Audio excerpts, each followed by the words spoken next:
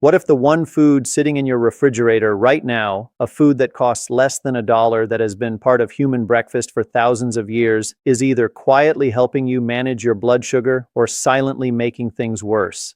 And here's the part that will surprise you. It's not about whether you eat eggs. It's about a very specific set of decisions you make around them. Decisions so small, so easy to overlook that most people with diabetes never think twice about them. But those tiny decisions, they can mean the difference between a fasting blood sugar of 165 in the morning and a fasting blood sugar of 130 every single day. I'm Dr. Franklin, and I have spent years working at the intersection of nutrition science, aging, and metabolic health, specifically for adults over 50 who are managing diabetes and trying to live with real energy, real clarity, and real control over their numbers. Today, I want to have an honest, straight-talking conversation with you about eggs. Not the version filled with old myths and outdated fears. The version backed by current science, and more importantly, backed by real outcomes I have seen in real people. And I want to warn you right now, stay with me until the end because I'm going to share a concept around egg timing that almost no one talks about. It has to do with your body's natural morning hormone cycle. And when you understand it, the way you approach breakfast will never be the same again. Before we dive in, I'd love to know, where are you watching from today? Share your city or country in the comments. I read everyone, and it truly helps me connect with this community. Now, let's get started. Let's start at the very beginning, because I find that most confusion about eggs and diabetes comes from one giant misunderstanding about how the diabetic body actually works. Here's the truth that often gets skipped over. When you have type 2 diabetes, your body's first problem isn't necessarily that it can't produce enough insulin. In fact, many people with type 2 diabetes produce a normal amount or even more than normal. The deeper problem is that the cells in your muscles, your liver, and your fat tissue have become resistant to insulin signal.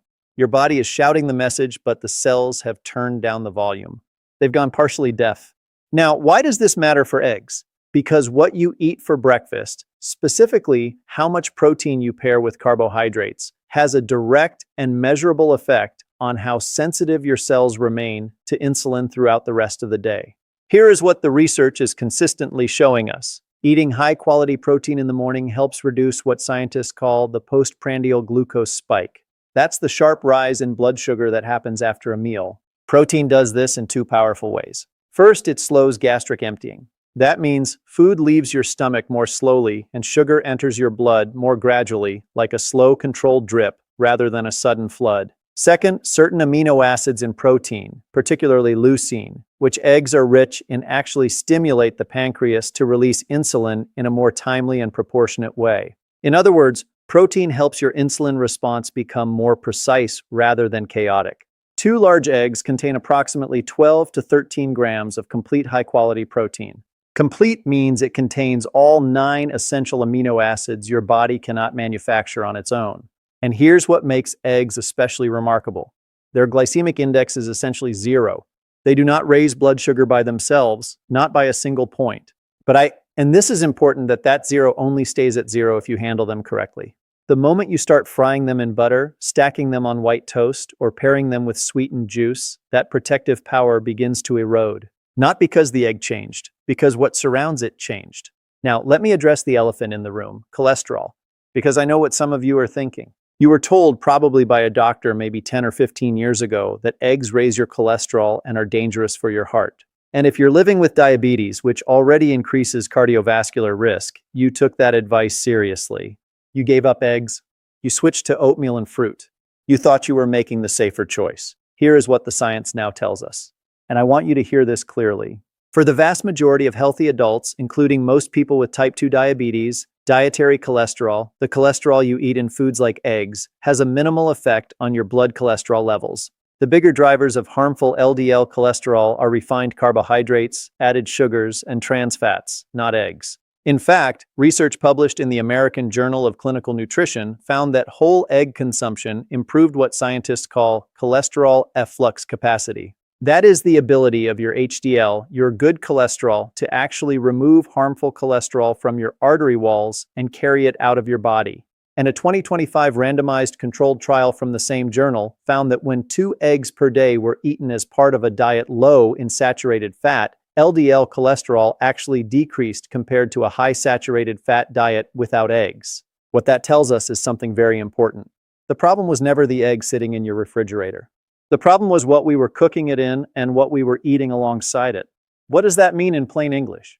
The egg you gave up might have been your friend all along. Before we begin, take a second and tell me your name and where you're tuning in from. I go through the comments and I genuinely want to know who I'm speaking to and supporting here. I want to tell you about a patient I'll call Mary because her story illustrates this so perfectly. Mary came to me at 71 years old. She'd been managing type 2 diabetes for nearly a decade. She was sharp, disciplined, and deeply committed to doing everything right. But her A1C had been sitting stubbornly at 8.0% for 2 years, and her fasting blood sugar rarely dipped below 158 in the mornings despite her medications. When I asked her to walk me through her daily routine, she described it with a kind of quiet pride. She woke up at 6:30, took her medication, and made herself what she called a heart-healthy breakfast. Steel-cut oatmeal with a tablespoon of honey and half a cup of blueberries. A glass of cranberry juice she'd bought from the health food store because it said no added sugar on the label. Sometimes a small whole wheat muffin that she baked herself. Now Mary had done her homework. She genuinely believed this was a responsible, diabetes-friendly breakfast, and I had to tread very carefully here because I did not want to dismiss the genuine effort she had put in. I asked her to do something for me. I asked her to use her glucometer to check her blood sugar at exactly 45 minutes after breakfast. Then again at 90 minutes. She came back the following week with her log at 45 minutes 214, at 90 minutes and 198. Every single morning, that breakfast was launching her blood sugar past 200. The oatmeal, even the steel-cut variety, was breaking down into glucose quickly in the absence of protein. The honey was adding pure simple sugar. The no-added sugar cranberry juice still contained 24 grams of naturally occurring sugar per cup with zero fiber to slow it down. And the whole wheat muffin, despite its wholesome reputation, was delivering another rapid carbohydrate load. Her body was working overtime every morning before 8 a.m. Here's what I proposed. No dramatic overhaul, no long food list, just one foundational shift. Replace the oatmeal and juice breakfast with 2 eggs cooked without oil, which I'll explain in a moment, paired with half an avocado and a generous handful of sautéed spinach or sliced tomatoes. That was it. Same medication, same walk, same everything else. 3 weeks later, Mary came back in. She pulled out her glucometer log without me even asking. Her 45-minute post-meal reading was now averaging 138. Her 90-minute reading was averaging 124. She looked at me across the desk and said, "Dr. Franklin, I feel like someone finally turned on a light in a room I've been trying to navigate in the dark for 10 years. After 4 months, her fasting blood sugar had dropped to an average of 131. Her A1C came down to 7.3%. Her total cholesterol actually improved. And she told me she had more energy after breakfast now than she'd had in years because she wasn't riding that blood sugar roller coaster every morning, crashing hard by 10:30 and desperately hunting for a snack." That is the power we are talking about. And the solution was always in her refrigerator. All right, now we get into the part I know you've been waiting for, the practical how. Because here's something I tell every patient. Knowing that eggs are beneficial is step one, but how you prepare and pair them determines whether you actually experience that benefit. Let me go through this methodically. First, how to cook them. The gold standard for blood sugar management is eggs cooked without added fat. I know that sounds counterintuitive because we've always associated eggs with butter or oil in the pan. But here's the thing, egg yolks already contain their own natural fat. In a non-stick pan over medium heat, 2 beaten eggs will cook beautifully in about 2 to 3 minutes with zero added oil. The result is creamy, soft scrambled eggs with nothing to complicate the metabolic picture. Boiled eggs are equally excellent, and I actually recommend them for people who want convenience. You can hard boil a batch of 6 on Sunday night. They keep perfectly in the refrigerator for 5 to 7 days. Peel 1 or 2 in the morning, pair them with your vegetables and avocado, and your entire breakfast takes 4 minutes. No excuses, no shortcuts that compromise your health. Poached eggs are wonderful too, though they require a bit more practice. No oil whatsoever, just water with a small splash of vinegar to help the white hold together. If you enjoy a poached egg, this is a fantastic option. What you want to avoid is frying eggs and even a small amount of oil or butter at high heat. Some of you might be thinking, but I use olive oil. Isn't that healthy? And olive oil is genuinely a wonderful food. But here's the nuance. Olive oil's benefits are greatest when consumed cold or at low temperatures.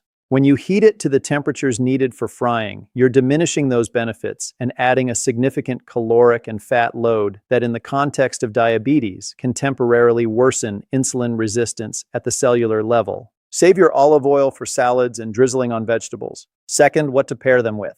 This is where the real magic happens, or where people unknowingly undo all the good the egg was doing. Avocado is the single best companion for eggs in a diabetes-conscious breakfast. The monounsaturated fats in avocado, the same healthy fats in olive oil, slow digestion, and reduce the glycemic impact of anything else you're eating.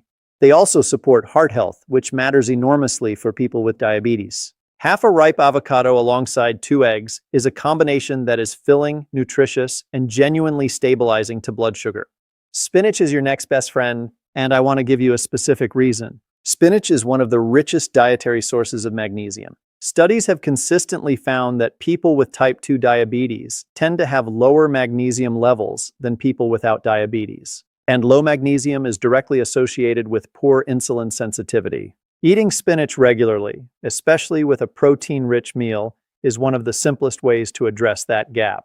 Tomatoes, bell peppers, onions, mushrooms, all excellent additions. They are low in carbohydrates, high in fiber, and they increase the volume and nutrition of your meal without pushing your blood sugar up. What you want to avoid pairing with your eggs, white bread, flour tortillas, sweet biscuits, hash browns, sugary ketchup, orange juice, and processed deli meats like bacon or sausage. These pairings are so common at breakfast that many people don't even think of them as choices. They just feel like what goes with eggs. But every one of those additions either spikes blood sugar directly or adds inflammation, promoting saturated fat and sodium that works against you. If you're still here with me and finding this helpful, take a moment to type 2 in the comments. It lets me know you're watching and getting value from this. Third, the one change that makes the biggest difference, but nobody talks about. I promised you earlier that I'd share something about egg timing in your body's morning hormone cycle. Here it is. There's a phenomenon called the dawn phenomenon. And if you monitor your blood sugar, there's a chance you've noticed it without knowing what it was called. It works like this. In the hours just before you wake up, your body releases a wave of hormones, cortisol, glucagon, growth hormone, as part of its natural preparation to get you out of bed and functioning. One of the effects of these hormones is that your liver starts releasing stored glucose into your bloodstream, raising your blood sugar even before you've eaten a single thing. For people without diabetes, the body simply produces a little more insulin and handles it quietly. For people with type 2 diabetes, that early morning glucose release can push fasting blood sugars significantly higher than it was at midnight. Now, here's the critical connection to eggs. What you eat for breakfast either amplifies or dampens this morning cortisol glucose cycle for the rest of the day.